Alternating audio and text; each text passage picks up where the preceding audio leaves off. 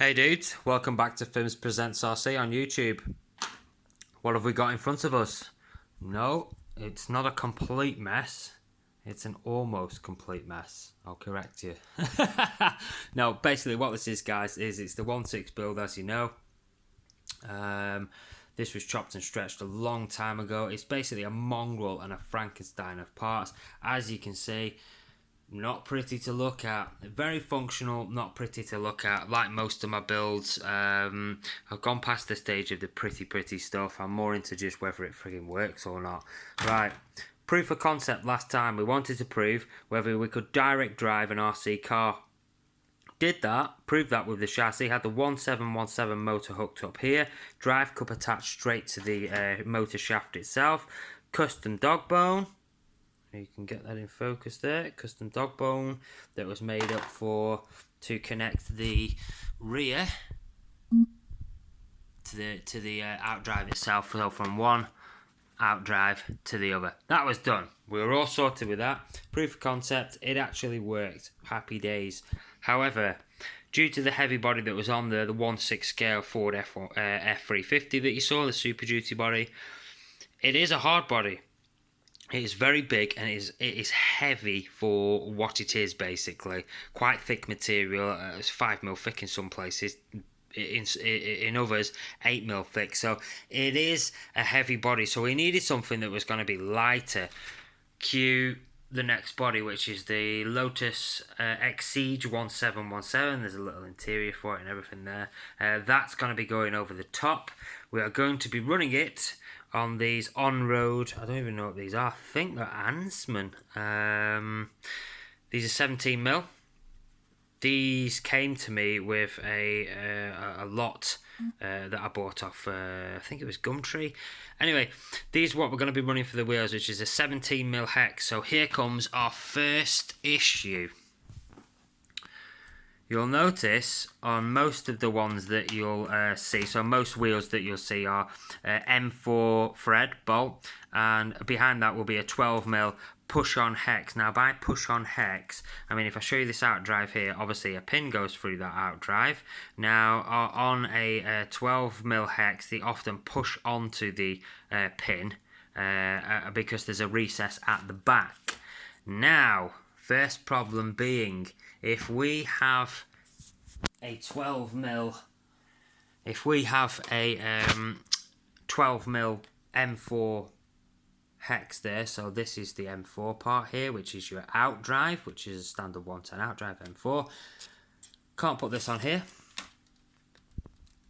because obviously the hole way too big for that M4 outdrive. Be rattling around all over the place and the wheels will come off in a matter of seconds. Now, to fit these wheels, I will need to do some modification. Now, you can find 17mm wheels with an M4 hole in the middle. I'm sure you probably come across them. I know I have a few times in the past over the years. I've come across 17mm hex wheels and they've got a standard 110 hole in the middle. Now that's for stuff like if it's a Traxxas or whatever. Some of the Traxxas have M4 in the middle. So basically a temp scale outdrive with a 17mm flat hex that pushes on also like a 12mm. Now we're wanting to use these, which are your standard 1/8 dedicated 17mm hexes.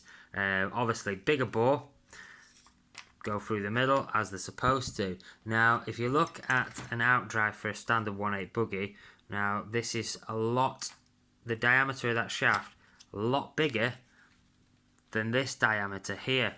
Now you say to yourself, right, well I need to basically make a sheath that goes over this M4 and fills up the gap between the M4 and the space that we've got here. Now I did think about cutting down some outdrives themselves. Outside diameter here, this way, great, because obviously they're designed to go through that hex, so they do fit very well. However, the internal diameter of this hole here, not great, because it tends to, if we put that over there, there's play. So the inside of this hole is probably an M5, whereas this here is an M4.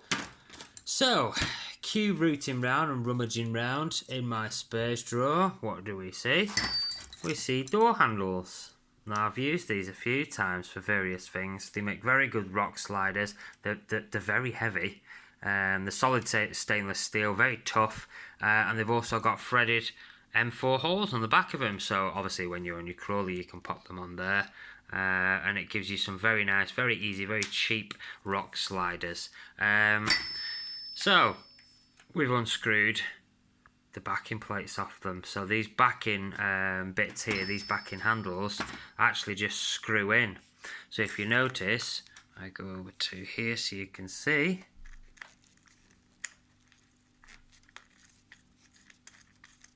That's a perfect fit. So I know that they're a perfect M4 thread inside. They're not a funny imperial size or anything. They're a perfect M4 thread. So basically, we are now going, but the outside diameter is still matching to this, roughly. Might need to put something on there, maybe one thin roll of PVC tape. Obviously, don't forget this wheel obviously won't be present. The wheel will be coming off. The 12mm hex will be coming off. And basically this is what will be going over the standard M4 out drive, and what I will have to do then is drill a hole through the center, just like this out drive has here, to match the hole that's already on the stock out drive back here, or whatever it is behind the wheel. You know where your pin goes through. I will have to now drill that out to match not only this, but also the standard pin that goes through here, if I can find it. The standard pin for a 17mm hex is obviously a larger bore than the standard. So, problem is, I'm going to have a lot of fun getting that through with a pillar drill, because basically it's on a round surface. Now, if you cut a flat into these, you could do that. You could cut a flat into there. In my opinion, the drill bit will still skip about. So what I'll have to do is I'll have to use a punch press and punch a very minute divot in one side and a very minute one in the other side in case I need to attack from both sides. Basically clamp and go all the way through in one. Obviously the wheel will be off. Slip that over. So I will have done a 17mm hex conversion for 17mm wheels, but using these rather than just flat hexes. I've not done it the easy way, as per usual. I've decided to do it the hard way because I wanted to use these wheels. I think they'll look very good underneath the Lotus. I mean, you can see there, they just suit it. So yeah, it's going to be a fun project. Hopefully not a lengthy one. I don't usually like to spend more than a few days on them, to be honest with you, nowadays, to get them running. But there we go, we'll see. Thanks very much for watching, guys. Look out for part 2. It'll be out soon. Thanks, dudes.